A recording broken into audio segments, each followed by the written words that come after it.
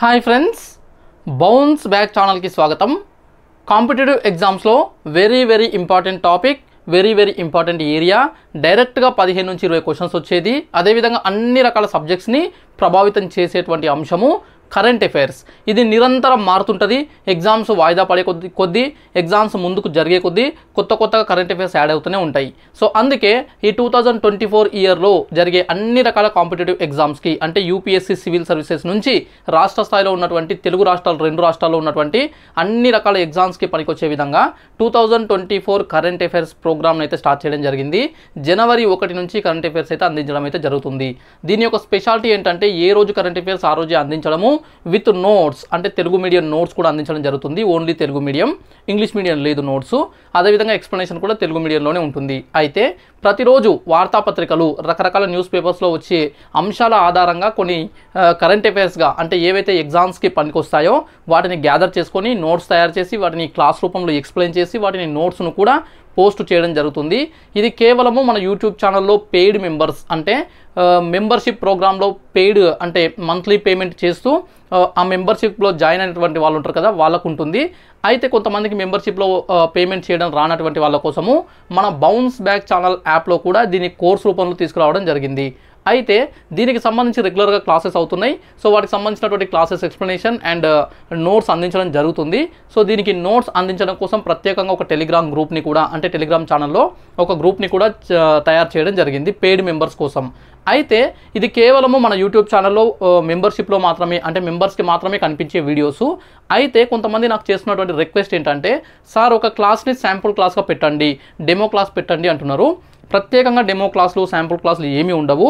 కానీ ఈరోజు చెప్తున్నటువంటి క్లాస్ అంటే 20 జనవరి 2024 సంబంధించినటువంటి కరెంట్ అఫైర్స్, 21 జనవరి 2024 అంటే ఈరోజు పేపర్లో వస్తాయి కదా, వీటి ఆధారంగా ఈరోజు చెప్పిన క్లాస్ని ఓన్లీ మెంబర్స్కి మాత్రమే కనబడకుండా అందరికీ, అంటే పబ్లిక్ వీడియోగా అందరు చూసే విధంగా దీన్ని అప్లోడ్ చేస్తా. ఇది ఒక్క వీడియోనే ఇలా అప్లోడ్ చేస్తా, మీకు శాంపుల్గా పనికొస్తుంది. అయితే ఇది ప్రత్యేక డెమో క్లాస్ ఏం కాదు, రెగ్యులర్ క్లాసే. తర్వాత ఈ వీడియో చూసిన తర్వాత మెంబర్సే కాకుండా కొత్త వాళ్ళు ఎవరు వీడియో చూసినా సరే, నేను చెప్పే కరెంట్ అఫైర్స్ టీచింగ్ స్టైల్ కావచ్చు, మీకు అర్థమవుతుందా లేదా కావచ్చు, కంటెంట్ ఉపయోగపడుతుందా కావచ్చు, వీటన్నిటిని చూసిన తర్వాత నచ్చితే మీరు జాయిన్ మెంబర్షిప్ అని చెప్పేసి ఉంటుంది. మెంబర్షిప్ జాయిన్ బటన్ ఉంటుంది మన ఛానల్లో. సబ్స్క్రైబ్ బటన్ ఒకటి ఉంటుంది, జాయిన్ బటన్ ఒకటి ఉంటుంది. సబ్స్క్రైబ్ చేసుకొని వాళ్ళు, అంటే మనకి ఇంకా మన ఛానల్ని సబ్స్క్రైబ్ చేసుకోకపోయింటే సబ్స్క్రైబ్ చేసుకోండి. అదేవిధంగా జాయిన్ అవ్వాలనుకుంటే జాయిన్ మెంబర్షిప్లో జాయిన్ అవ్వండి. అయితే అందులో 3 లెవెల్స్ ఉంటాయి. అందులో సిల్వర్ లెవెల్ జాయిన్ అవ్వద్దు మీరు, అంటే కరెంట్ అఫైర్స్ కావాలనుకున్న వాళ్ళు. గోల్డ్ లేదా డైమండ్ లెవెల్లో జాయిన్ అవ్వండి. సో వాటి యొక్క స్పెషాలిటీ ఏంటి, ఈ లెవెల్స్ ఏంటి, ఇవన్నీ కూడా మీకు ఆల్రెడీ 2 వీడియోస్ ద్వారా ఎక్స్ప్లెయిన్ చేయడం జరిగింది. ఆ వీడియోస్ లింక్ కూడా డిస్క్రిప్షన్లో ఇస్తా, అవి చూడండి డౌట్స్ ఉంటే.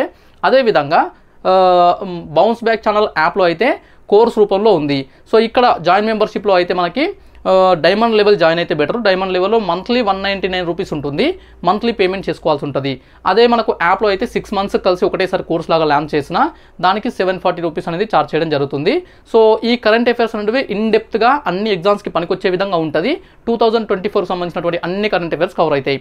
ఓకే, అయితే ఈ క్లాస్ అనేది అందరూ, అంటే మెంబర్స్ కోసము, అదేవిధంగా రెగ్యులర్ మన ఛానల్ని జస్ట్ చూస్తున్నటువంటి సబ్స్క్రైబ్ చేసుకున్నటువంటి సబ్స్క్రైబర్లు, అంటే నాన్ మెంబర్స్ ఉంటారు కదా, జాయిన్ కానటువంటి మెంబర్షిప్లో జాయిన్ కాని వాళ్ళు అందరు కనిపిస్తుంది కాబట్టి ఇది గమనించగలరు. నోట్స్ మాత్రము కేవలం మెంబర్స్కి మాత్రమే, టెలిగ్రామ్ ఛానల్ ఏదైతే ఉందో, గ్రూప్ ఏదైతే ఉందో అందులో నోట్స్ మాత్రము మెంబర్స్కి మాత్రమే అందిస్తాను. యాప్లో కోర్సులో కూడా నోట్స్ అయితే అందించడం అయితే జరుగుతుంది. ఇక ఆలస్యం చేయకుండా జనవరి 20, 2024 28th జనవరి 2024 రోజున అంతర్జాతీయంగా, జాతీయంగా, అదేవిధంగా రాష్ట్రంగా, తెలంగాణ అదేవిధంగా ఏపీ రాష్ట్రాలలో అన్ని రంగాల్లో అన్ని రకాల అంశాల్లో వచ్చినటువంటి ముఖ్యమైన అంశాలు, కరెంట్ అఫైర్స్గా భావించే అంశాలన్నీ కూడా మనం డిస్కస్ చేద్దాము. ఇందులో 5-6 ఈ డేకి సంబంధించి 5-6 ఇంపార్టెంట్ పాయింట్స్ ఉన్నాయి, వాటిని ఎక్స్ప్లెయిన్ చేసుకునే ప్రయత్నం చేద్దాం. ఓకే, సో ఫస్ట్ వన్ 20 జనవరి 2024 అంటే 21 రోజున పేపర్లో వచ్చినవి అని అర్థం. సో ఫ్రెండ్స్, ఇందులో ఫస్ట్ మనం డిస్కస్ చేసేది ఇంటర్నేషనల్ ఇష్యూస్ సంబంధించి గాజాలో గంటకు 2 తల్లులు మృతి అని చెప్పేసి ఐక్యరాజ్య సమితి యొక్క అనుబంధ సంస్థ అయినటువంటి ఐక్యరాజ్య సమితి యుఎన్ ఉమెన్ ఐక్యరాజ్య సమితి మహిళా విభాగం ఏదైతే ఉందో వాళ్ళు ఒక ప్రకటన అయితే అంటే ఒక ఇన్ఫర్మేషన్ అయితే ఇవ్వడం జరిగింది, ఒక డేటా అయితే ఇవ్వడం జరిగింది. అంటే మనకు గాజా అనగానే పాలస్తీన్ లేదా పాలస్తీనా దేశం అనేది గుర్తొస్తుంది. దీనికి సంబంధించినటువంటి ఇష్యూ గత 100 రోజులుగా ఇక్కడ హమాస్ అనే ఒక ఉగ్రవాద సంస్థకి అదేవిధంగా ఇజ్రాయెల్ అనే దేశానికి మధ్యలో జరుగుతున్నటువంటి ఒక పెద్ద వార్. అయితే ఈ హమాస్ అదేవిధంగా ఈ ఇజ్రాయెల్ దేశాల మధ్యలో జరుగుతున్న వార్లో ముఖ్యంగా గాజా అనే ఒక సిటీ అనేది ధ్వంసం అవుతుంది. సో అయితే ఈ ధ్వంసమవుతున్నటువంటి ఈ యుద్ధ నేపథ్యంలో గాజాలో ప్రతి గంటకు ఎవ్రీ అవర్కి 2 తల్లులు అంటే పిల్లలను కలిగినటువంటి చిన్న పిల్లలను కలిగినటువంటి 2 తల్లులు మృతి చెందుతున్నారు అని చెప్పేసి ఒక హెడ్లైన్తో మనకు న్యూస్ అయితే రావడం జరిగింది. అయితే ఈ అంశాన్ని వెల్లడించింది ఐక్యరాజ్య సమితి యొక్క మహిళా విభాగం వాళ్ళు. ఓకే. సో ఈ ఇజ్రాయెల్ హమాస్ యుద్ధం వల్ల చాలామంది ఆ యుద్ధంలో బాధితులు ఎవరు అనంటే స్త్రీలు అదేవిధంగా బాలలు. సో అక్కడ 10 మంది చనిపోతే అందులో 7 to 8 మెంబర్స్ ఈ విధంగా అంటే మెజారిటీ ఆఫ్ ది ఎఫెక్టెంట్స్ అంటే ఎఫెక్ట్ అయినటువంటి వాళ్ళు ఉంటారు కదా, విక్టిమ్స్ అంటారు కదా ఆ బాధితులు. సో ఎక్కువ మంది ఈ మహిళలు అదేవిధంగా పిల్లలు అంటే బాలలు ఉంటున్నారు అనేది దీని యొక్క సారాంశము.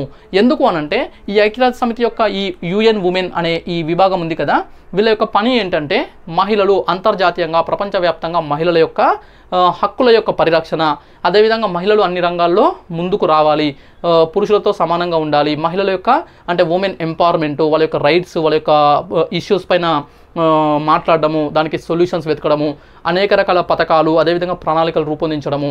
సో ఇదంతా చేసేటువంటి సంస్థ కాబట్టి ఇక్కడ ఎక్కువ మంది ఎఫెక్ట్ అవుతుంది ఎవరు, ఈ ఇజ్రాయెల్ హమాస్ యుద్ధం వల్ల అంటే స్త్రీలు బాలలు అని చెప్పేసి ఇది ఒక రిపోర్ట్ అయితే ఇవ్వడం జరిగింది. సో అయితే వీళ్ళు ఏం చెప్తున్నారంటే 100 రోజులుగా జరుగుతున్నటువంటి ఈ యుద్ధంలో అప్రాక్సిమేట్లీ ఒక 100 days నుంచి జరుగుతున్న ఈ వార్లో 16,000 మంది 16,000 మెంబర్స్ స్త్రీలు పిల్లలు అంటే బాలలు స్త్రీలు మృతి చెందారు, చనిపోయారు అని చెప్పేసి నివేదిక వెల్లడించారు. దాంతోపాటు ప్రతిరోజు ప్రతి గంటకు అంటే ఒక గంట గడిచే లోపల 2 తల్లులు కూడా మృతి చెందుతున్నారు. తల్లులు మృతి చెందారు అంటే అది ఎఫెక్ట్ ఎవరి మీద పడుతుంది, బాలల మీద పడుతుంది కాబట్టి సో అందుకని దాన్ని ప్రత్యేకంగా మెన్షన్ చేయడం అయితే జరిగింది. అయితే ఇక్కడ ఈ యుద్ధము అనేది మనకు జరుగుతున్నటువంటి సందర్భంలో ఈ యుద్ధంలో ఇప్పటి వరకు మొత్తం అంటే ఇక్కడ 16,000 మంది ఏమో బాలలు స్త్రీలు చనిపోయారు అని చెప్పేసి యుఎన్ ఉమెన్ విభాగం చెప్పినట్లయితే చెప్తుంది. అదే సమయంలో గాజా ప్రాంతానికి సంబంధించినటువంటి గాజా ఆరోగ్య శాఖ హెల్త్ డిపార్ట్మెంట్ వాళ్ళు కూడా ఏం చెప్తున్నారంటే ఇప్పటి వరకు జరిగినటువంటి ఈ వార్లో ఈ గాజాకు సంబంధించినటువంటి వాళ్ళు 25,000కు పైగా 25,000+ మెంబర్స్ ఇప్పటివరకు చనిపోయారు. అందులో ఈ పాలస్తీనులు మృతి చెందారు. అందులో 70% దాదాపుగా 70% స్త్రీలు పిల్లలే ఉన్నారని చెప్పేసి గాజా ఆరోగ్య శాఖ వాళ్ళు ఇస్తున్నటువంటి సమాచారం కూడా అదే ఉంది. అయితే ఈ యుద్ధం జరుగుతుంది కదా, ఈ యుద్ధము వల్ల ఇప్పటివరకు ఈ గాజాలో 23 లక్షల మంది జనాభా. గాజా అనేది ఒక చిన్న ప్రాంతం. ఇక్కడ మ్యాప్ చూడండి ఒకటి, ఈ మ్యాప్ వెరీ ఇంపార్టెంట్ మ్యాప్. ఎందుకంటే ఈ అంశం అనేది కేవలం కరెంట్ అఫైర్స్లో మాత్రమే కాకుండా అంతర్జాతీయ సంబంధాలు ఇంటర్నేషనల్ రిలేషన్స్ అనే భాగంలో కూడా రావచ్చు. అదేవిధంగా జాగ్రఫీ వరల్డ్ జాగ్రఫీ ప్రపంచ భూగోళ శాస్త్రంలో కూడా ఈ ఏరియా అంటే ఈ గాజా, ఈ ఇజ్రాయెల్, ఈ పాలస్తీనా, ఆ చుట్టుపక్కల ఉన్నటువంటి ప్రాంతాలు అవన్నీ కూడా కొంత వార్తల్లో ఉంటున్నాయి. కాబట్టి ముఖ్యంగా ఈ మధ్యలో అంటే గత నవంబర్ నుంచి ఈ ఎర్ర సముద్రం అంటే ఇక్కడే ఉంటుంది, దీనికి ఆనుకొని ఈ పక్కన ఉంటుంది. సో ఆ ఎర్ర సముద్రంలో కూడా హౌతీలు అనే ఒక మిలిటెంట్స్ దాడి చేయడము, నౌకలను హైజాక్ చేస్తున్నారు. సో ఇవన్నీ జరుగుతున్నటువంటి నేపథ్యంలో ఇదంతా కొంత బర్నింగ్ ఇష్యూగా ఉంది. కాబట్టి మనకు జాగ్రఫీ కూడా అది వరల్డ్ జాగ్రఫీ హైలైట్ అయ్యే ఛాన్స్ ఉంది, ఇంటర్నేషనల్ రిలేషన్స్ హైలైట్ అయ్యే ఛాన్స్ ఉంది. డైరెక్ట్గా కరెంట్ అఫైర్స్లో భాగంగా కూడా ఈ వార్తలను డైరెక్ట్గా కూడా ఇచ్చే అవకాశం ఉంది. కాబట్టి వెరీ ఇంపార్టెంట్ ఏరియా. యూపీఎస్సీలో కూడా ఈసారి ప్రిలిమినరీ ఎగ్జామినేషన్లో ఇక్కడ నుంచి క్వశ్చన్ ఎక్స్పెక్ట్ చేసేటువంటి అవకాశం అయితే ఉంది. అయితే ఇది చూసినట్లయితే ఈ మ్యాప్ వచ్చేసి మనకు ఇజ్రాయెల్ దేశాన్ని చూపిస్తుంది. ఇజ్రాయెల్ కంట్రీ, ఈ ఇజ్రాయెల్ దేశం. ఇందులో మనకి ఇక్కడ షేడ్ చేసినటువంటి ఈ ఏరియా ఇది వచ్చేసి వెరీ ఇంపార్టెంట్ ఏరియా. దీన్ని మనం గాజా అని చెప్పేసి అంటాము. ఇక్కడ ఇంకోటి షేడ్ చేసినటువంటి ఏరియా ఉంది, ఇది వచ్చేసి వెస్ట్ బ్యాంక్ అని చెప్పేసి అంటాము. West bank. ఈ 2 ప్రాంతాలు పాలస్తీనా దేశానికి సంబంధించినవి. రిమైనింగ్ ఈ ఏరియా మొత్తం కూడా ఇదంతా కూడా ఇజ్రాయెల్ దేశము. దీని నైబరింగ్ అంటే చుట్టుపక్కల ఉన్నటువంటి దేశాలు మరియు సరిహద్దులు అంటే జలభాగాలు అంటే సముద్రాలు కూడా ఒకసారి చూసినట్లయితే మనకి ఇక్కడ ప్రధానంగా ఈ ఏరియా మొత్తం కూడా ఇదంతా కూడా మధ్యధరా సముద్రము, మెడిటేరియన్ సీ అని చెప్పేసి అంటాం, మధ్యధరా సముద్రం. అదేవిధంగా ఇక్కడ టాప్లో ఉత్తరాన చూసినట్లయితే లెబనాన్ అనే కంట్రీ ఉంటుంది. దాని పక్కన ఇటు మనకు సిరియా, అంటే ఈ ఇజ్రాయెల్కి సిరియా దేశం కనిపిస్తుంది. ఇక్కడ పాలస్తీనాకు సంబంధించినటువంటి వెస్ట్ బ్యాంకు, ఇక్కడ పాలస్తీనాకు సంబంధించినటువంటి గాజా అనే 2 ప్రాంతాలు కనిపిస్తాయి. అయితే ఈ పాలస్తీనా అనే దేశానికి సంబంధించి 2 పార్టీలు, 2 సంస్థలు అనేవి ప్రధానంగా ఉన్నాయి. అందులో ఒకటి హమాస్ ఉంటుంది. సో ఆ హమాసే కొంత ఉగ్రవాద సంస్థగా భావిస్తున్నారు, ఎందుకంటే దాని యొక్క కార్యకలాపాలు ఆ విధంగా ఉన్నాయి కాబట్టి. సో ఆ సంస్థ ఈ గాజా పట్టణము దాని గ్రిప్లో ఉంటుంది. ఇది చాలా చిన్నది, గాజా స్ట్రిప్ అంటాం, చాలా చిన్న ఏరియా, చాలా తక్కువ ప్రాంతము, కానీ విపరీతమైనటువంటి జనాభా, 23 లక్షల జనాభా నివసిస్తున్నారు. అలాంటి డెన్సిటీ పాపులేషన్ డెన్సిటీ చాలా ఎక్కువ ఉన్నటువంటి ప్రాంతము. ఇక్కడ వెస్ట్ బ్యాంక్ అనే ప్రాంతం ఉంటుంది. ఇది మాత్రం కొంత ప్రశాంతంగా ఉంది. ఇక్కడ మాత్రం పెద్ద అంటే అల్లర్లు అయితే జరగవు సాధారణంగా. అయితే ఇక్కడనే ఈ రెండింటి బార్డర్లోనే, ఈ వెస్ట్ బ్యాంక్ అదేవిధంగా ఇజ్రాయెల్ బార్డర్లోనే మనకు అతి ముఖ్యమైన పట్టణం ఒకటి ఉంటుంది. దాన్ని మనం జెరూసలేం అని చెప్పేసి అంటాం. ఈ జెరూసలేం అనేది 3 మతాలకు పవిత్రమైంది. ఒకటి క్రిస్టియన్ మతము, క్రైస్తవ మతము, రెండవది యూదులకు సంబంధించి, అదేవిధంగా మూడవది ఇస్లాం మతము, ముస్లింలకు సంబంధించి. ఈ 3 ప్రధాన మతాలకు అతి పవిత్రమైన ప్రాంతంగా ఈ జెరూసలేం ఉంది కాబట్టి, అది కూడా ఇక్కడ బార్డర్లో ఉంది కాబట్టి ఇది చాలా వివాదాస్పదంగా, అదేవిధంగా 2 ప్రాంతాలకు రాజధానిగా కూడా, అంటే పాలస్తీనాకి అదేవిధంగా ఇజ్రాయెల్కి రాజధానిగా కూడా భావిస్తున్నారు. సో అదేవిధంగా ఇక్కడ బౌండరీస్ చూసినట్లయితే మనకి ఇక్కడ ఈ వెస్ట్ బ్యాంక్ అదేవిధంగా ఇజ్రాయెల్ రెండింటికి కూడా ఇక్కడ మృత సముద్రం, డెడ్ సీ అంటాం, మృత సముద్రం అనేది ఒకటి కనిపిస్తుంది. అదేవిధంగా ఇజ్రాయెల్కి ఇక్కడ జోర్డాన్ అనే దేశంతో బౌండరీ ఉంది, జోర్డాన్. ఇక దక్షిణాన సదరన్ పార్ట్లో తీసుకున్నట్లయితే ఇది ఒక కత్తిలాగా ఉంటుంది కంట్రీ. ఓకే, సో ఇక్కడ తీసుకున్నట్లయితే ఇక్కడ గల్ఫ్ ఆఫ్ అక్బా అని చెప్పేసి ఉంటుంది, AQABA, గల్ఫ్ ఆఫ్ అక్బా. ఈ ప్రాంతంలో ఇజ్రాయెల్ దేశము ఎర్ర సముద్రంతో బౌండరీ కలిగి ఉంది. ఈ రెడ్ సీ అనేది ఇక్కడ నుంచి ఇంకొక బ్రాంచ్ వచ్చేసి మొత్తం పొడవుగా ఉంటుంది, సన్నగా ఉంటుంది. సో ఈ రెడ్ సీ అనే దాని పక్కనే మనకు సూయజ్ కెనాల్ అనేది ఈ ఎర్ర సముద్రాన్ని మధ్యధరా సముద్రాన్ని కలుపుతుంది. ఆ సూయజ్ కెనాల్ ఇంటర్నేషనల్గా వెరీ ఇంపార్టెంట్ ఏరియా.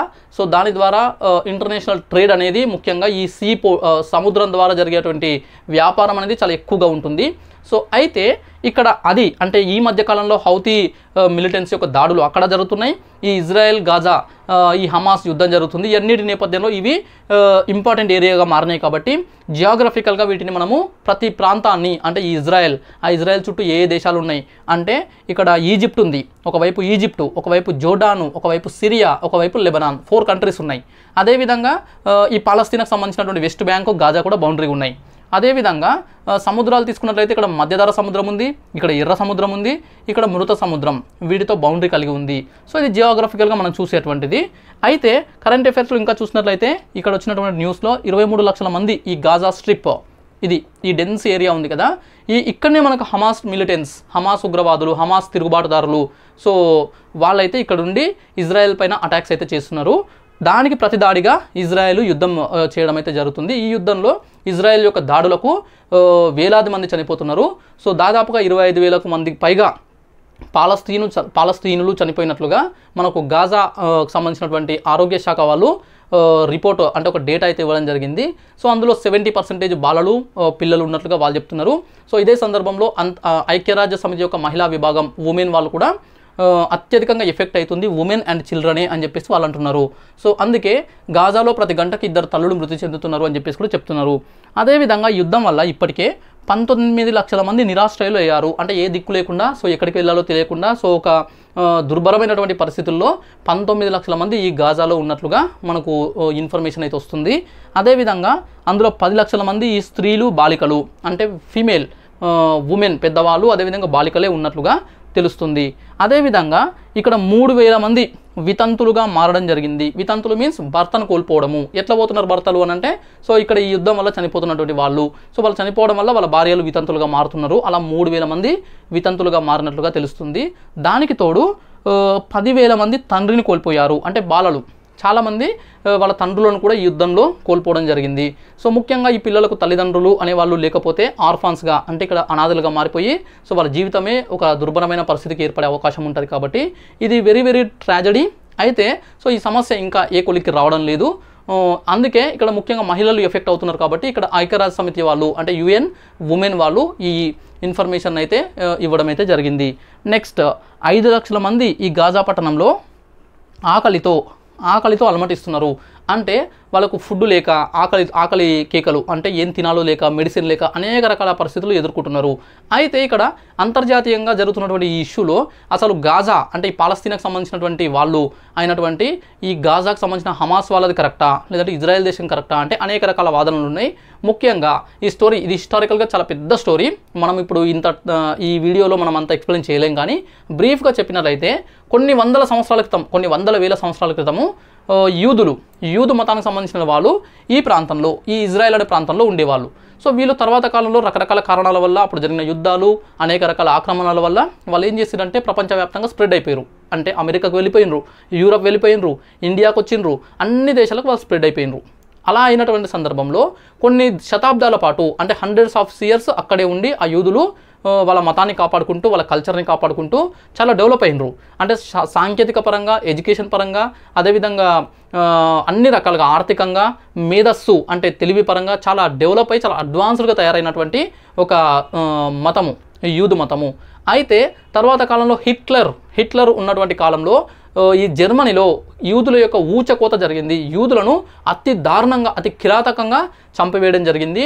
అదేవిధంగా చుట్టుపక్కల కొన్ని అన్ని కంట్రీస్, యూరోపియన్ కంట్రీస్లో కూడా ఇలాంటి దాడులు జరిగినాయి. ఈ సందర్భంలో ప్రపంచవ్యాప్తంగా ఉన్నటువంటి యూదులు ఏమంటున్నారంటే మన యూదులకు ఒక దేశం లేదా, ఏ దేశం మనకు లేకపోతే ఇలా విదేశాలలో ఉంటే ఇదే పరిస్థితి ఉంటుంది కాబట్టి మనకంటూ ఒక దేశం ఉండాలి అని చెప్పేసి వాళ్ళు ఆలోచిస్తున్నటువంటి సిచ్యువేషన్లో వాళ్ళ చరిత్ర అంటే మేము ఎక్కడి నుంచి వచ్చినాము, మా చరిత్ర ఏంటి, మా దేశం ఏంటి అన్నీ వాళ్ళు తెలుసుకుంటున్నటువంటి సందర్భంలో వాళ్ళు ఇక్కడ ఇజ్రాయెల్ అనే ప్రాంతం ఉంది, అంటే ఈ ప్రాంతం ఈ జెరూసలేం ఈ చుట్టుపక్కల ప్రాంతం ఉంది కదా, అదే మన బర్త్ ప్లేసు, అక్కడికి వెళ్ళాలని చెప్పేసి వలసలు రావడం స్టార్ట్ చేశారు. అప్పటికి అది పాలస్తీనా ఉంది కదా, పాలస్తీనాగా అక్కడ ముస్లింల యొక్క ఆధీనంలో ఉంది. ఈ చుట్టుపక్కల ఉన్నటువంటి కంట్రీస్ కూడా, ఇక్కడ ఈజిప్ట్ కావచ్చు, ఇక్కడ జోర్డాన్ కావచ్చు, ఇక్కడ సిరియా కావచ్చు, ఇక్కడ లెబనాన్ కావచ్చు, ఈ అన్ని కంట్రీస్ కూడా ఇస్లాం మతం డామినేటెడ్గా ఉన్నటువంటి కంట్రీస్. ఆ సందర్భంలో సో ఇక్కడికి వలసలు వస్తూ స్లోగా అంటే వాళ్ళ సంఖ్యను పెంచుకుంటూ వచ్చారు. ఈ క్రమంలోనే స్లోగా ఈ ఇజ్రాయెల్ని అంటే ఈ ప్రాంతాన్ని ఆక్రమించుకొని ఇజ్రాయెల్ అనే దేశాన్ని వాళ్ళు ఏర్పాటు చేసుకునే దిశగా ప్రయాణిస్తున్నటువంటి సందర్భంలో అనేక డిస్ప్యూట్స్ జరిగినాయి, యుద్ధాలు జరిగినాయి. అందులో పాలస్తీనుల పైన గెలిచి ఈ ఇజ్రాయెల్లో వాళ్ళ దేశాన్ని ఏర్పాటు చేసుకున్నారు. తర్వాత కాలంలో అనేక యుద్ధాలు జరిగినాయి. ఆ యుద్ధాల్లో ఇంకా ఆక్రమించుకుంటూ ఈ యూదులు ఏం చేశారంటే కేవలం 2 ప్రాంతాలు, ఇక్కడ ఉన్నటువంటి ఈ వెస్ట్ బ్యాంకు, ఈ గాజా అనేటివి మాత్రమే పాలస్తీనీయులకు వదిలేసి మిగతాదంతా కూడా ఇజ్రాయెల్ దేశంగా వాళ్ళు తయారు చేసుకోవడం జరిగింది. ఇది స్టోరీ. ఇందులో వీళ్ళ వాదన ఏంటంటే అది మా మాతృభూమి కాబట్టి అక్కడికి మేము వచ్చినామని చెప్పేసి ఇజ్రాయెల్ అంటున్నారు. సో లేదు, మీరు ఎప్పుడో అది చరిత్రలో ఉందో లేదో తెలీదు, సో ఎప్పుడో కొన్ని వందల వేల సంవత్సరాల క్రితం వెళ్ళిపోయిన వాళ్ళు మీరు మాది అని ఎలా వస్తారు, మేము కొన్ని వందల సంవత్సరాలుగా అక్కడ మా సొంత దేశంగా ఉన్నాము, సో మా దేశానికి మేము ఆశ్రయం ఇస్తుంటే ఏదో వలసగా వచ్చిండ్రు కాబట్టి మైగ్రెంట్స్గా వచ్చినటువంటి మీకు, నిరాశ్రయాలుగా వచ్చినటువంటి మీకు మేము ఆశ్రయం కల్పిస్తే మొత్తం దేశాన్ని ఆక్రమించుకుంటారని చెప్పేసి ఈ పాలస్తీనులు వీళ్ళు యుద్ధం చేస్తుండ్రు. ఇలాంటి సందర్భంలోనే పుట్టినటువంటి సంస్థ హమాస్. ఈ హమాస్ అనేది కొంత అగ్రెసివ్గా అంటే తీవ్రవాద ఉగ్రవాద కార్యకలాపాలు చేస్తూ వీళ్ళపైన దాడులు చేయడం ఇవన్నీ జరుగుతున్నాయి. సో ముఖ్యంగా ఈ ఇజ్రాయెల్ కూడా అందుకే ఈ పాలస్తీనులతోన ఎప్పటి నుంచో డిస్ప్యూట్స్ ఉన్నాయి, అనేక యుద్ధాలు జరిగినాయి. చుట్టుపక్కల దేశాలు కూడా ముస్లిం డామినేటెడ్ దేశాలు కాబట్టి ఇవి కూడా పాలస్తీనాకి సపోర్ట్ ఇవ్వడంతోన ఈ అన్ని దేశాలు కలిసి ఇజ్రాయెల్ పైన దాడి చేసినా కూడా వాళ్ళు తట్టుకొని యుద్ధాల్లో గెలవడం జరిగింది. అందుకే వాళ్ళు శాస్త్ర సాంకేతికంగా చాలా అడ్వాన్స్డ్గా ఉన్నారు, చాలా హై డిఫెన్స్ సిస్టమ్ ఉంది, వాళ్ళ దగ్గర చాలా అడ్వాన్స్డ్ వెపన్స్ ఉన్నాయి. ఇవన్నీ కూడా చాలా డెవలప్డ్ పర్సన్స్ వాళ్ళు. అయితే వాళ్ళు ఏర్పాటు చేసుకున్నటువంటి ఒక ప్రధానమైనటువంటి వ్యవస్థ ఐరన్ డోమ్ సిస్టమ్ అని చెప్పేసి ఒకటి ఉంటుంది. ఈ ఐరన్ డోమ్ సిస్టమ్ అంటే ఏంటంటే సో గగనతలంలో అంటే ఈ ఇజ్రాయెల్ కంట్రీ ఉంది కదా, దీని బౌండరీస్లో ఉన్నటువంటి పరిధిలో గాలిలో అంటే కొంత ఎత్తు వరకు వీళ్ళు సిగ్నల్స్ అంటే టెక్నాలజీ ద్వారా వాళ్ళు ఏర్పాటు చేసుకున్నటువంటి సిగ్నల్స్ ద్వారా బయట నుంచి ఏది అటాక్ జరిగినా అంటే ఏ రాకెట్ వచ్చినా, ఏ విమానాలు వచ్చినా, ఏ వచ్చినా సరే వీళ్ళపైన అటాక్ చేసేటివి ఏ వచ్చినా అది ముందే పసిగట్టి గాల్లోనే పేల్చివేస్తుంది. అయితే ఇది ఎంత స్ట్రాంగ్గా ఉన్నప్పటికీ కూడా దాన్ని ఛేదిస్తూ ఒకటేసారి 5000 రాకెట్లను ఒకటేసారి ప్రయోగించి తక్కువ వ్యవధిలో తక్కువ కాలంలో 5,000 రాకెట్లను ఒకటేసారి ప్రయోగించడంతోన ఐరన్ డోమ్ 80 to 90% కంట్రోల్ చేసినా కూడా కొన్ని రాకెట్లు వచ్చేసి ఇజ్రాయెల్ దేశంలో పడడం అనేది మనము కొన్ని నెలల క్రితం పెద్ద ఇష్యూగా జరిగింది. అప్పటి నుంచి ఈ యుద్ధం అనేది స్టార్ట్ అయింది. దానికి ప్రతిదాడిగా వీళ్ళు కూడా అంటే ఈ హమాస్ని తుడిచిపెట్టేస్తాం మేమని చెప్పేసి మనకు ఈ ఇజ్రాయెల్ దేశం వాళ్ళు చేస్తున్నారు. సో అదేవిధంగా బెంజమిన్ నెతన్యాహు కూడా తగ్గేది లేని విధంగా పోరాటం అంటే వాళ్ళపైన యుద్ధం ప్రకటించి దాడులు చేస్తున్నటువంటి సందర్భం చూడొచ్చు. ఈ సందర్భంలో ప్రధానంగా అంటే ఇక్కడ ఎవరిది కరెక్ట్ అయినా ఎవరిదే తప్పైనా ఇక్కడ ఎఫెక్ట్ అవుతుంది ఎవరు? మహిళలు, పిల్లలు. సో అందుకే ఐక్యరాజ్య సమితి దీన్ని హైలైట్ చేసి ఐక్యరాజ్య సమితి మహిళా విభాగం వాళ్ళు దీన్ని అంటే ఒక ఇంటర్నేషనల్ ట్రాజడీగా దీన్ని ప్రకటించడం అయితే జరుగుతుంది. ఓకే, సో ఇది ఇజ్రాయెల్కి సంబంధించినటువంటి ఇష్యూ. సో ఇది ఇంకా చాలా ఉన్నాయి మాట్లాడుకోవాలంటే. ఇక్కడ ఈరోజు వచ్చినటువంటి న్యూస్ వరకు ఈ పాయింట్స్ గుర్తుపెట్టుకోండి. అదేవిధంగా ఇక్కడ మనకు ముఖ్యంగా ఈ geography, international issues and events అనే ఏరియా హైలైట్ అవుతుంది. కరెంట్ అఫేర్లో కూడా మనం దీన్ని చూడొచ్చు. ఓకే, ఇది ఒక న్యూస్. నెక్స్ట్, అమెరికాలో 2 పాఠశాలల్లో హిందీ అని చెప్పేసి ఒకటి వార్తలో వచ్చింది. United states of America. ఈ అమెరికా దేశానికి వలసలు చాలా ఎక్కువ ఉంటాయి. మన భారతదేశం నుంచి కూడా స్టేట్స్కి వెళ్తున్నాం అని చెప్పేసి అది కొంతమందికి చాలా ఇష్టంగా వెళ్తుంటారు, కొంతమంది తప్పక వెళ్తుంటారు. సో అలాంటి సందర్భంలో అమెరికాలో రోజు రోజుకు ఇండియన్ అమెరికన్లు పెరుగుతున్నారు, అంటే భారత అమెరికన్లు. ఈ సందర్భంలో ఇక్కడ అమెరికాలో 2 పబ్లిక్ స్కూల్స్ ఉంటాయి కదా, ఈ ప్రభుత్వ పాఠశాలలో హిందీ, మన భారతదేశానికి సంబంధించినటువంటి హిందీ అనే లాంగ్వేజ్ని ఇంటర్నేషనల్ లాంగ్వేజ్గా ప్రవేశపెట్టడం జరిగింది. అంటే ఇప్పుడు మన దగ్గర సిలబస్లో చూసుకున్నట్లయితే సాధారణంగా first language, second language, third language అని చెప్పేసి మనకు లాంగ్వేజెస్ ఉంటాయి కదా, హిందీ, ఇంగ్లీష్, అదేవిధంగా ఒకటి ప్రాంతీయ భాష. అదేవిధంగా అక్కడ కూడా వాళ్ళ దగ్గర ఉన్నటువంటి లాంగ్వేజెస్లో ఇంటర్నేషనల్ లాంగ్వేజ్ అనే పేరుతో హిందీని ప్రవేశపెట్టారు. ఇది మన భారతదేశానికి అదేవిధంగా హిందీ లాంగ్వేజ్కి దక్కినటువంటి అరుదైన గౌరవంగా, గొప్ప గౌరవంగా మనం భావించవచ్చు. అందుకే ఇది వార్తల్లో వచ్చింది, ఇది ఎగ్జామ్లో కూడా మనకు అడగడానికి అవకాశం ఉంది. అయితే ఇది ఎక్కడ అంటే సిలికాన్ వ్యాలీ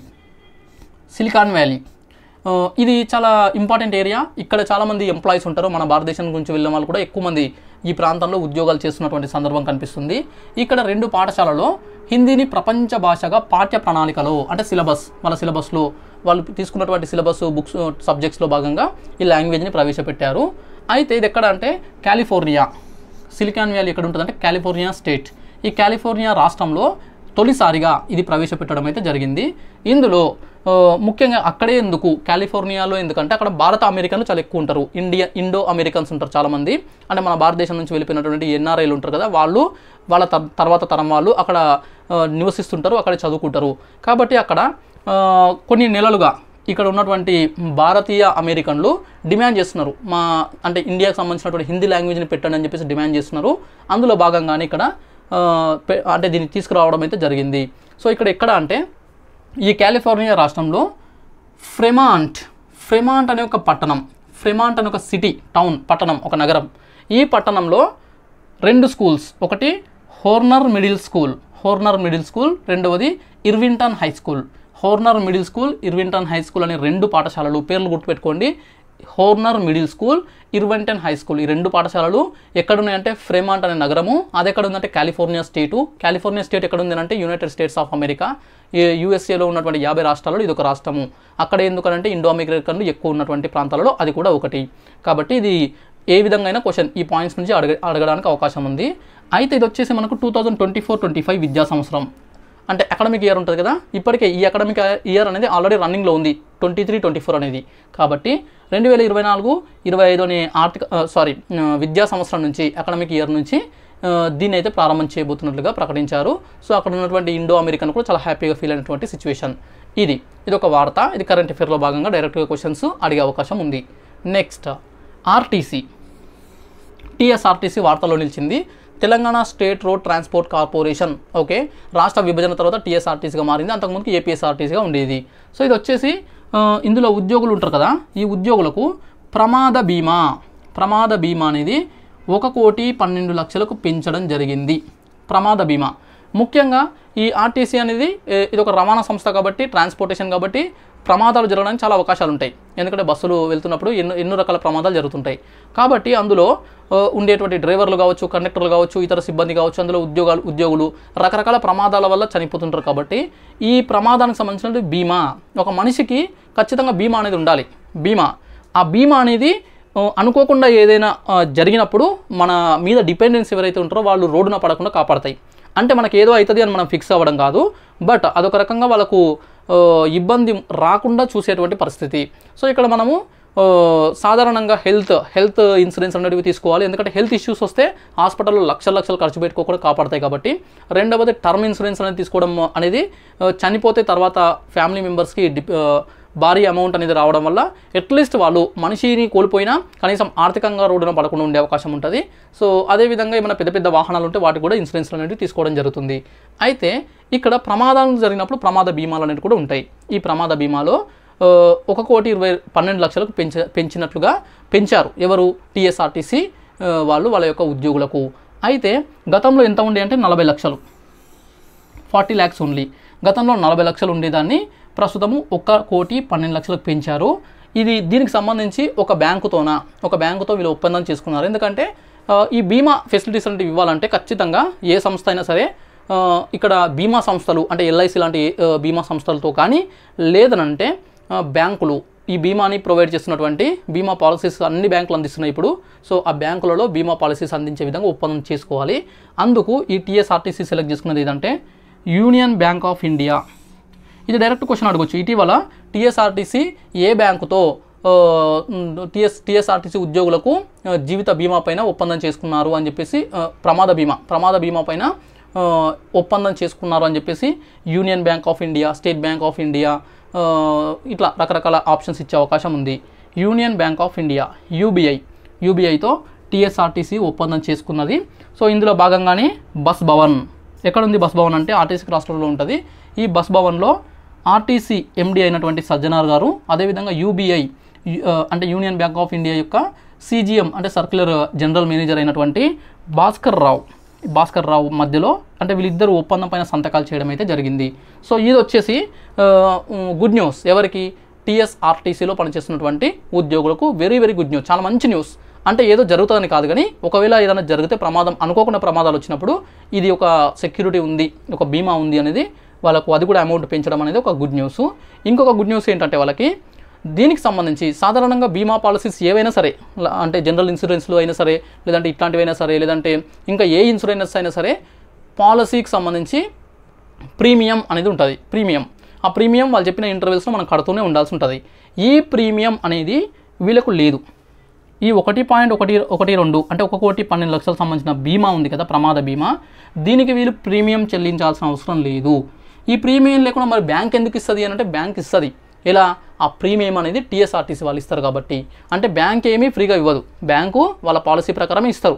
కానీ ఆ పాలసీకి సంబంధించినటువంటి ప్రీమియం మొత్తం కూడా టీఎస్ఆర్టీసీ సంస్థనే చూసుకుంటుంది. వాళ్ళే వాళ్ళ ఉద్యోగులకు ప్రీమియం చెల్లిస్తారు. సో ఆ ఉద్యోగులు ప్రీమియం చెల్లించాల్సిన అవసరం లేదు. ఇదొకటి, ఇది కూడా ఒక గుడ్ న్యూస్. అయితే ఇది వచ్చేసి ఈ ప్రమాద బీమా వచ్చేసి February 1 నుంచి 2024 నుంచి అమల్లోకి రానుంది. సో ఇది మనకు కరెంట్ అఫైర్స్లో ఎగ్జామ్లో అడిగే అవకాశం ఉంది. అదేవిధంగా మీలోనే ఎవరికైనా ఆర్టీసీకి సంబంధించినటువంటి ఉద్యోగులు ఉంటే మీరు కూడా సో ఈ బీమా అనేది తీసుకోవడానికి అవకాశం ఉంటుంది. ఓకే, సో ఇది కూడా మనకు 20 జనవరి రోజున జరిగినటువంటి అంశాల్లో ఒక కరెంట్ అఫైర్. 2100 నాటికి భారత్లో తగ్గనున్న వ్యవసాయ కూలీల ఉత్పాదకత. అమెరికాకు సంబంధించినటువంటి కొంతమంది పరిశోధకులు వెల్లడించినటువంటి ఒక నివేదిక ఆధారంగా ఈ శతాబ్దం చివరి నాటికి అంటే 21వ శతాబ్దం చివరి నాటికి అంటే 2100 సంవత్సరం వచ్చే నాటికి భారతదేశంలో వ్యవసాయ కూలీలు ఎవరైతే ఉన్నారో వాళ్ళ యొక్క ఉత్పాదకత అనేది తగ్గుతుందంట. ఉత్పాదకత అంటే ఏంటి అని అంటే సాధారణంగా ఒక ఆహార ధాన్యాల ఉత్పాదకత అని మనం ఆల్రెడీ ఎకానమీలో మనం చదువుకున్నాము. అంటే ఒక నిర్ణీత ప్రదేశంలో వచ్చేటువంటి మొత్తం ఆహార ధాన్యాల బరువు లేదంటే దాని యొక్క క్వాంటిటీ, దాని యొక్క పరిమాణం అనుకోవచ్చు. అయితే వ్యవసాయ కూలీల ఉత్పాదకత అంటే ఏంటంటే వాళ్ళు పనిచేసే యొక్క సామర్థ్యం. సాధారణంగా ఒక 10 మంది కూలీలు ఉన్నారు, 10 మంది కూలీలు లేదంటే ఒకటే కూలీ తీసుకుందాం. ఒక కూలీ ఒక రోజులో ఒక ఎకరా పొలానికి సంబంధించిన పని చేస్తాడనుకుందాం. ఒక కూలీ ఒక రోజులో 1 ఎకరాకు సంబంధించిన పని చేస్తాడనుకుందాం. అది తగ్గిపోతుంది. అంటే వీళ్ళు చెప్తున్నటువంటి నివేదిక ప్రకారము 2100 నాటికి ఈ భారత్ అదేవిధంగా భారత్ మరియు పాకిస్తాన్ దేశాలలో 40% మేర వ్యవసాయ కూలీల యొక్క ఉత్పాదకత పడిపోతుంది అంటున్నారు. అంటే ఇప్పుడు చేస్తున్న కెపాసిటీలో 60% మాత్రమే మిగులుతుంది, 40% పడిపోతుంది. అంటే ఒక కూలీ ఇప్పుడు ఒక రోజులో ఒక ఎకరా పొలంలో వరి నాటో లేకపోతే వరి కలుపో లేకపోతే ఏదో ఒక పని చేయగలుగుతున్న సామర్థ్యం ఉన్నట్లయితే 2001 నాటికి అందులో 60% మాత్రమే చేయగలుగుతాడు. అంటే దాదాపుగా సగానికి పడిపోతుంది, అంటే 40% వాళ్ళు తగ్గిపోతుంది అని చెప్పేసి ఈ నివేదిక యొక్క అర్థం. అంటే ఎందుకు ఇది ఇచ్చారంటే ముఖ్యంగా వీళ్ళు వాతావరణ మార్పుల గురించి ఇండైరెక్ట్గా చెప్పడం కూడా ఒక ఉద్దేశం అయి ఉండొచ్చు. కారణం అందుకే ఎందుకు తగ్గిపోతుంది అని అంటే రీజన్ వచ్చేసి వాతావరణ మార్పులు, climate change. Okay, climate change జరుగుతుంది. ఈ వాతావరణ మార్పుల వల్ల ఆ సమయం నాటికి వ్యవసాయ కూలీలు అప్పుడున్నటువంటి వాతావరణంలో ముఖ్యంగా బాగా వేడి ఉన్నటువంటి సిచ్యువేషన్లో శక్తి అనేది సరిపోక ఉత్పాదకత తగ్గిపోతుంది. దీనివల్ల ఏమవుతుంది అని అంటే అంతర్జాతీయంగా ఆహార భద్రత పైన ఎఫెక్ట్ పడుతుంది అని చెప్పేసి కూడా వీళ్ళు అంటున్నారు. ఎందుకంటే ఉత్పాదకత తగ్గిందనుకోండి, ప్రొడక్షన్ కూడా తగ్గుతుంది. పనిచేసే సామర్థ్యం తగ్గినప్పుడు వాళ్ళ యొక్క ఉత్పాదకత కూడా తగ్గిపోతుంది. దానివల్ల కొరత, ఆహార ధాన్యాల కొరత కూడా రావచ్చు అని చెప్పేసి వీళ్ళు హెచ్చరిస్తున్నారు. అయితే ఇది వచ్చేసి ముఖ్యంగా ఇండియా, పాకిస్తాన్. ఇక్కడ మ్యాప్ చూడండి. సో ఈ ఇండియా మన భారతదేశము, అదేవిధంగా పక్కనే మన నైబరింగ్ కంట్రీ అయినటువంటి ఈ పాకిస్తాన్, ఇండియా పాకిస్తాన్ దేశంలో ఈ 40% మేరకు కూలీలు వాళ్ళ యొక్క ఉత్పాదకత కోల్పోవచ్చు అంటున్నారు. ఇదే నివేదికలో వీళ్ళు ఈ అమెరికా పరిశోధకులు ఇచ్చినటువంటి ఇదే నివేదిక, ఇదే రిపోర్ట్లో ఇంకొక అంశం ఏం చెప్పారంటే ఆగ్నేయ ఆసియా, ఈ ఆసియా ఖండంలో ఇక్కడ ఉన్నాయి మొత్తం ఈ కంట్రీస్ మొత్తం ఆగ్నేయ ఆసియా అంటే మనకి ఇండోనేషియా కావచ్చు, తైవాన్ కావచ్చు, కంబోడియా కావచ్చు, మలేషియా కావచ్చు, సింగపూర్ కావచ్చు, ఈ కంట్రీస్ ఉన్నాయి కదా, ఇవన్నీ కూడా ఆగ్నేయ ఆసియా దేశాలు అని చెప్పేసి అంటాం. ఈ ఆగ్నేయ ఆసియా దేశాలు అదేవిధంగా మన ఇండియా పాకిస్తాన్ పక్కన పెడితే మిగతా దక్షిణాసియా దేశాలు అంటే ఇక్కడ నేపాలు, మయన్మారు, అదేవిధంగా శ్రీలంక, ఈ దేశాలు ఉన్నాయి కదా, ఇవన్నీ దేశాలు ఇవన్నీ వచ్చేసి దక్షిణాసియా దేశాలు అని చెప్పేసి అంటాం. నేపాల్, ఈ దేశాలు, భూటాన్, ఇవన్నీ కూడా ఈ ప్రాంతాలు. అదేవిధంగా ఆఫ్రికాకు వచ్చినట్లయితే ఆఫ్రికా కాంటినెంట్, ఆఫ్రికా ఖండంలో ఇక్కడ పశ్చిమ ఆఫ్రికా అంటే వెస్టర్న్ ఆఫ్రికా, అదేవిధంగా ఉత్తర ఆఫ్రికా, ఈ ప్రాంతాలు.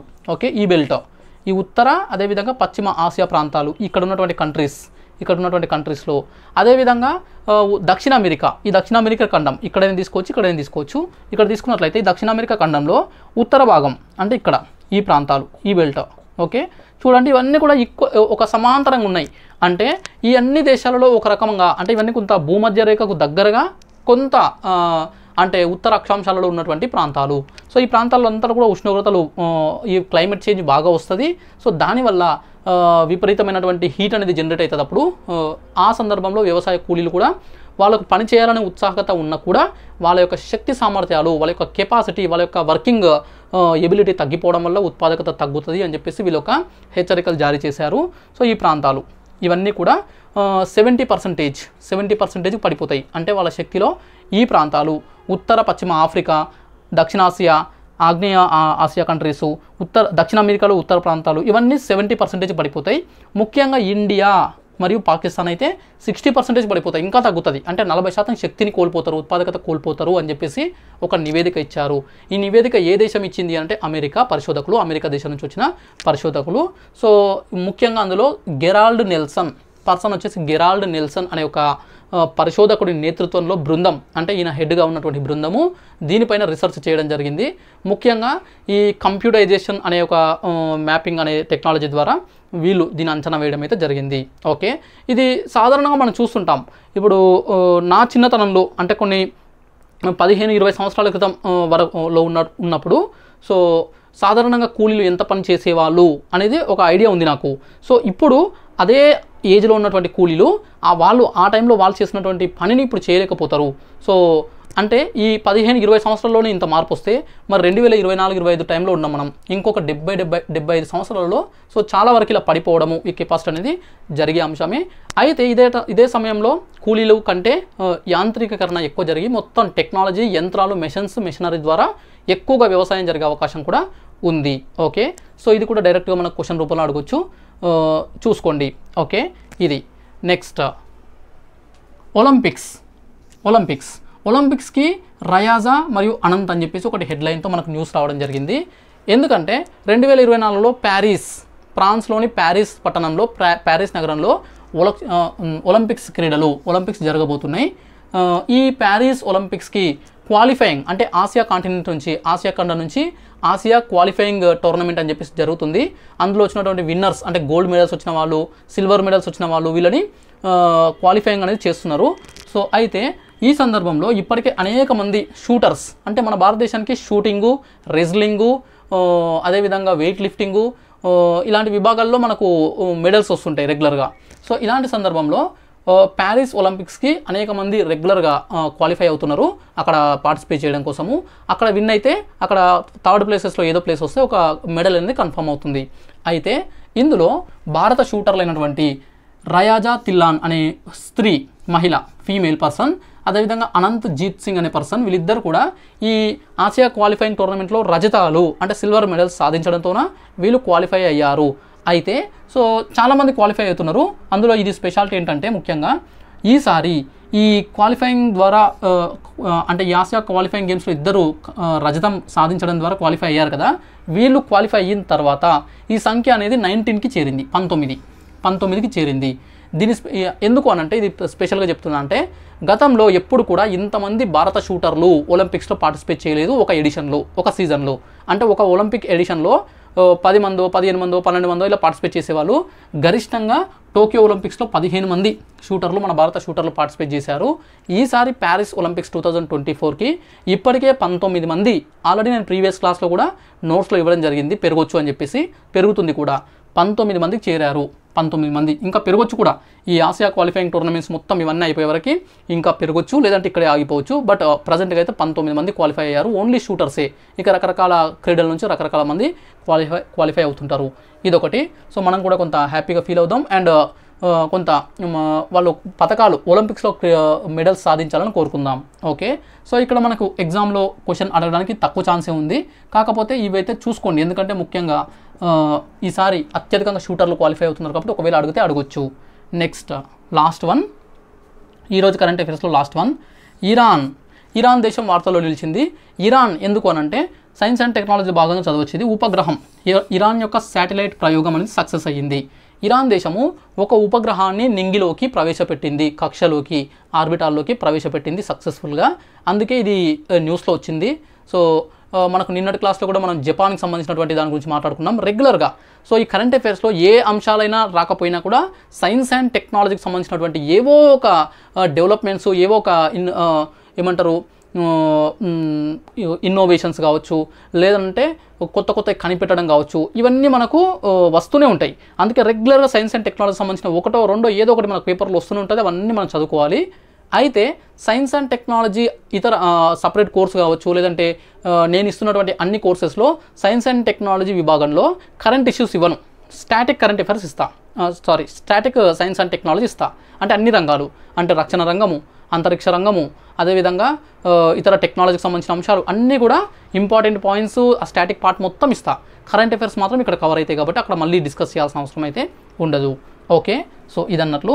సో ఇక్కడ ఇరాన్ దేశము ప్రయోగించిన శాటిలైట్ అనేది సక్సెస్ఫుల్గా, ఇప్పుడు ఇది ఎర్త్, భూమి అయితే భూమి చుట్టూ ఇలా కక్షలోకి వీళ్ళు ఏదైతే ఫిక్స్ చేస్తారో ఆ కక్షలోకి వెళ్ళి తిరుగుతూ ఉంటుంది ఇలా. ఓకే. తిరుగుతూ దాని యొక్క సర్వీస్ అందిస్తుంది దానికి ఉన్నటువంటి టైం పీరియడ్ వరకు. అయితే ఇరాన్ దేశం ప్రయోగించినటువంటి దీని పేరు ఎగ్జామ్లో అడగొచ్చు. దాని పేరు వచ్చేసి సొరయా అనే ఉపగ్రహం. ఈ ఉపగ్రహాన్ని విజయవంతంగా కక్షలోకి ప్రవేశపెట్టారు. అయితే ఇది వచ్చేసి 50 కిలోల వెయిట్ ఉంటుంది, 50 kgs వెయిట్ ఉన్నటువంటి ఈ ఉపగ్రహము 750 కిలోమీటర్ల ఎత్తున, అంటే భూమి ఉపరితలం నుంచి 750 ఇలా ఎర్త్ ఉంటే ఎర్త్ నుంచి 750 కిలోమీటర్స్ హైట్లో కక్షలోకి ప్రవేశపెట్టడం జరిగింది. 750 కిలోమీటర్స్ హైట్లో ఇలా భూమి చుట్టూ తిరుగుతుంటుంది. అయితే దీని స్పెషాలిటీ ఏంటంటే ఇరాన్ దేశము సైన్స్ అండ్ టెక్నాలజీలో, ముఖ్యంగా ఈ స్పేస్ టెక్నాలజీలో, అంతరిక్ష రంగంలో మన భారతదేశము ఈ కంట్రీస్ అంత అడ్వాన్స్డ్గా లేదు. వాస్తవానికి America, Russia, China, India, Japan ఈ దేశాలన్నీ చాలా అడ్వాన్స్డ్గా ఉన్నాయి. అయితే సో వీళ్ళు ఇప్పుడిప్పుడే డెవలప్ అవుతున్నారు కాబట్టి ఈ 750 కిలోమీటర్స్ కక్షలోకి ప్రవేశపెట్టిన ఈ ఉపగ్రహమే ఇదే వాళ్ళ దేశానికి ఇప్పటి వరకు అత్యంత హైట్లో, అత్యంత ఎత్తున కక్షలోకి ప్రవేశపెట్టిన ఉపగ్రహంగా రికార్డు సృష్టించింది. కాబట్టి ఇది ఎగ్జామ్లో ఒకవేళ అడిగితే అడగొచ్చు. మనకు డైరెక్ట్గా క్వశ్చన్ ఎలా అడగొచ్చు అంటే, ఇటీవల నింగిలోకి లేదంటే ఆ కక్షలోకి ప్రవేశపెట్టబడిన సొరయా అనే ఉపగ్రహం ఏ దేశానికి చెందింది అని చెప్పేసి ఇరాన్, ఇరాక్, అదేవిధంగా ఇతర కంట్రీస్ పేరు ఇవ్వచ్చు. ఇక్కడ ఇరాన్, ఇరాక్ కన్ఫ్యూజ్ కూడా అయ్యే అవకాశం ఉంది. కానీ బాగా చదువుకోండి, గుర్తుపెట్టుకోండి. ఇరాన్ దేశము. లేదంటే ఇరాన్ ఇటీవల ప్రవేశపెట్టినటువంటి ఉపగ్రహం పేరేమిటి అని చెప్పేసి కూడా ఇసోరాన్ ఇవన్నీ ఇవ్వచ్చు, లేదంటే ఇతర పాయింట్స్ కూడా ఇచ్చే అవకాశం ఉంది. సో ఈ విషయాన్ని మనకు ఇరాన్ యొక్క మంత్రి, ఇరాన్ దేశానికి సంబంధించినటువంటి ఒక మంత్రి ఇసా జారేఫౌర్ అనే మంత్రి ప్రకటించడం అయితే జరిగింది. సో ఇది ఇరాన్ ఉపగ్రహాల్లో ఇదే అత్యంత ఎత్తైన కక్షలోకి ప్రవేశించిన ఉపగ్రహం. ఇది దాని యొక్క స్పెషాలిటీ, దాని యొక్క రికార్డు. ఓకే, నెక్స్ట్ ఇది ఎక్కడి నుంచి ప్రవేశపెట్టారంటే టెహ్రాన్. ఈ టెహ్రాన్ అనేది ఇరాన్ దేశం యొక్క రాజధాని. ఇరాన్ క్యాపిటల్ సిటీ ఏదంటే Tehran. Okay, Iran capital Tehran. ఈ టెహ్రాన్కి 350 కిలోమీటర్స్ దూరంలోని ఒక పట్టణము షాహ్రౌజ్ అనే పట్టణం నుంచి అక్కడ ఒక మొబైల్ లాంచింగ్ స్టేషన్, అంటే అది ఒక ప్లేస్ నుంచి ఒక ప్లేస్కి దాన్ని మార్చొచ్చు, అలాంటి ఒక లాంచింగ్ స్టేషన్ నుంచి ఈ షాహ్రౌజ్ అనే పట్టణంలో ప్రవేశపెట్టారు. సో వీళ్ళు ఈ ఇరాన్ వాళ్ళు చేస్తున్నటువంటి ప్రయోగంలో గత 3 ప్రయోగాలు కూడా అదే ప్రాంతం నుంచి చేయడం జరిగింది. సో ఇది దీనికి సంబంధించినటువంటి డేటా లేదా information, current affairs. Okay, so ఇవి ఫ్రెండ్స్ 20 జనవరి 2024కు సంబంధించిన అంశాలు. 21 జనవరి 2024 న్యూస్ పేపర్లో వచ్చిన వాటిని ఎగ్జామ్ పాయింట్ ఆఫ్ వ్యూలో కవర్ చేసి చెప్పడం జరిగింది. ఇక చాలా అంశాలు వచ్చినాయి కానీ అవి ఎగ్జామ్లో అంత ఇంపార్టెన్స్ కాదు, అన్ని నేరాలు గోరాలు లాంటివి అవన్నీ కూడా. సో అవి అవసరం లేదు మనకి. ఇక ఈ క్లాస్ ప్రత్యేకంగా అందరికీ తెలియాలి మన కరెంట్ అఫైర్స్ ఎట్లా ఉంటాయి, ఎంత డెప్త్గా ఉంటుంది, సరిపోతుందా లేదా, పెయిడ్ మెంబర్షిప్ సాధారణ కోర్సులు ఇచ్చే కరెంట్ అఫైర్స్కి పెయిడ్ మెంబర్షిప్ డైలీ ప్రోగ్రామ్కి డిఫరెన్స్ ఉందా లేదా తెలియాలి అనే దాంట్లో భాగంగానే ఇది పబ్లిక్ వీడియోగా పోస్ట్ చేస్తున్నా. నెక్స్ట్ నుంచి మాత్రం అన్ని వీడియోస్ మళ్ళీ ప్రైవేట్ వీడియోస్, అంటే మీన్స్ జాయిన్ మెంబర్షిప్లో జాయిన్ అయిన వాళ్ళకి మాత్రమే కనబడేలా పోస్ట్ చేయడం జరుగుతుంది. అదేవిధంగా మన యాప్లో కోర్సులో కూడా అప్డేట్ చేయడం అయితే జరుగుతుంది. ఓకే, అదేవిధంగా యాప్లో రకరకాల సబ్జెక్ట్స్ సంబంధించినటువంటి రకరకాల కోర్సెస్ ఉన్నాయి. ఇంకా ఏమైనా కావాలనుకుంటే ఆఫర్స్ కూడా ఇంకా రన్ అవుతున్నాయి, తీసుకునే ప్రయత్నం చేయొచ్చు. అవసరం ఉంటేనే తీసుకోండి, లేదంటే స్కిప్ చేయండి. ఓకే, సో కంటెంట్ నచ్చితే మాత్రం ఖచ్చితంగా లైక్ చేయండి, షేర్ చేయండి, ఛానల్ని సబ్స్క్రైబ్ చేసుకోండి. చూస్తూనే ఉండండి bounce back channel. Thank you so much.